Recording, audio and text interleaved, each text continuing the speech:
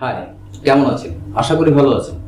আজ যে প্র্যাকটিসটি করব সেটি হচ্ছে সুপার 30 ফিঙ্গারিং এক্সারসাইজের 4 নম্বর এক্সারসাইজটি।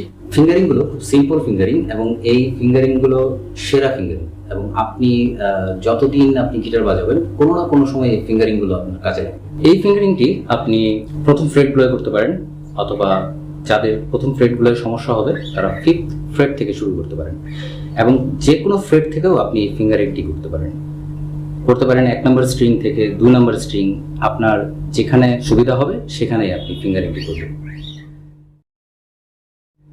ফিঙ্গারিংটি রাইট হ্যান্ডে যেটা হবে, রাইট হ্যান্ডে হচ্ছে ফার্স্ট স্টেপে হবে ডাউন স্ট্রোক, সেকেন্ড স্টেপে হবে আপ স্ট্রোক, থার্ড স্টেপে ডাউন আপ, ফোর্থ স্টেপে হবে আপ ডাউন।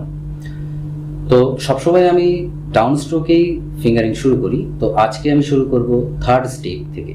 আশা করি প্রথম স্টেপ এবং দ্বিতীয় স্টেপ এবং অন্য একটি স্টেপ আপনারা নিজেরাই করতে পারবেন। আর যদি করতে না পারেন তাহলে নিচে কমেন্ট করে জানাবেন, আমি চেষ্টা করব আপনাদের সমস্যার সমাধান দেওয়ার জন্য।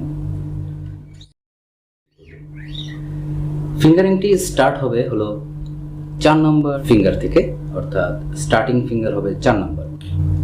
শুরু হবে 4 নম্বর ফ্রেট, 4 নম্বর ফিঙ্গার, 6 নম্বর স্ট্রিং, ডাউন স্ট্রোক, 3 নম্বর ফিঙ্গার, 3 নম্বর ফ্রেট, 6 নম্বর স্ট্রিং, আপ স্ট্রোক, 1 নম্বর ফিঙ্গার, 1 নম্বর ফ্রেট, 6 নম্বর স্ট্রিং, ডাউন স্ট্রোক, 2 নম্বর ফিঙ্গার, 2 নম্বর ফ্রেট, 6 নম্বর স্ট্রিং, আপ স্ট্রোক, অর্থাৎ 4 3 1 2 4 3 1 2 4 3 1 2 4 3 1 2 4 3 1 2। এখানে অনেকক্ষণ প্র্যাকটিস করে যখন ফিঙ্গারগুলো ব্যালেন্সে চলে আসবে, আপনি অন্যান্য ফিঙ্গারে যাবেন 5 4 3 2 1 স্ট্রিংগুলোতে, এবং 1 স্ট্রিং থেকে আবার রিভার্সলি উপরে চলে আসবেন। এরপর চলে যাবেন 2 নম্বর ফ্রেট, 3 নম্বর ফ্রেট, 4 নম্বর, 5 নম্বর করে একদম 12তম ফ্রেটে। এই ফিঙ্গারিংগুলো বিভিন্ন প্যাটার্নে করা যায়, তার মধ্যে আমি 2-1টি দেখিয়ে দিচ্ছি।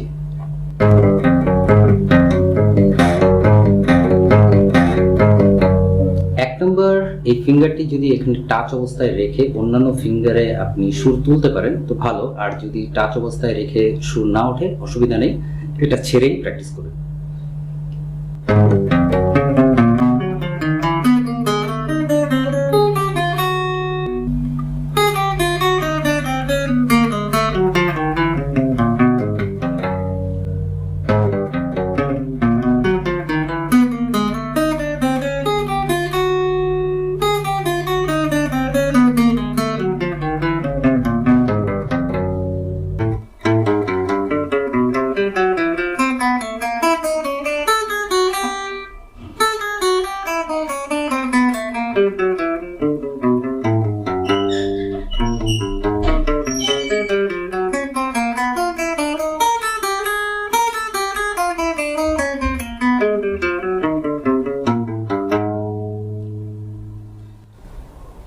যদি 4টি ফিঙ্গার একসাথে প্র্যাকটিস করতে না পারেন সেক্ষেত্রে আপনারা 2টো করে ফিঙ্গার ভাগ করে নেবেন, আর কি 4 এবং 3 করবেন।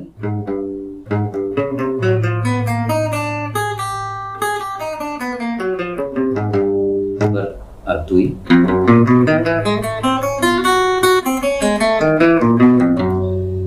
আরেকটি প্যাটার্নে করতে পারেন।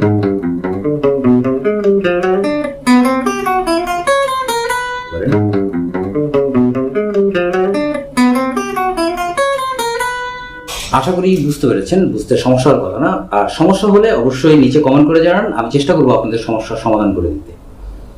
তো আজকে এই পর্যন্তই। Thank you so much. সুস্থ থাকবেন, ভালো থাকবেন।